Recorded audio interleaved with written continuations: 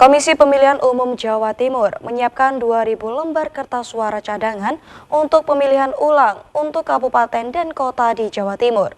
Kertas suara cadangan digunakan bila terjadi pemilihan ulang di daerah di Jawa Timur. Jumlahnya terbatas dan digunakan apabila terjadi pemilihan ulang.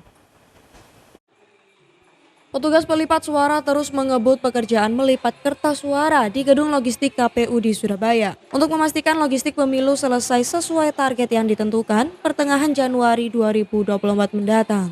Kertas suara ini nantinya akan didistribusikan ke setiap TPS di Surabaya. Untuk pendistribusian ke setiap TPS juga akan mendapatkan tambahan surat suara cadangan sebesar 2% dari jumlah DPT yang ada di TPS tersebut. Surat suara cadangan 2% itu digunakan jika ada surat suara yang rusak sebelum digunakan pemilih atau ada tambahan pemilih dari TPS lain karena pindah coblos dan lainnya sesuai ketentuan. KPU Jawa Timur akan menyediakan 2.000 lembar surat suara cadangan per kabupaten kota. Kertas suara ini jumlahnya terbatas dan hanya digunakan apabila diadakan pemilihan ulang di wilayah Jawa Timur.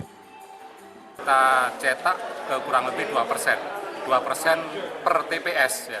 Jadi ada tambahan 2% per TPS, sekaligus juga ada kurang lebih 2.000 surat suara cadangan untuk pemungutan suara ulang. Per kabupaten kota 2.000 itu, bukan per kecamatan atau per TPS, termasuk DPD, Pilpres ini juga kita cadangkan 2.000 per kabupaten kota untuk cadangan pemungutan suara ulang. Jadi nanti surat suaranya ada tambahan tulisannya PSU. Jadi bukan persentase hitungannya, tapi semua rata 2.000. Rata 2.000. Kalau untuk tambahan surat suara cadangan itu 2% per TPS. Jadi berbeda hasilnya ketika kita kali 2% per kabupaten. Jadi 2% per TPS.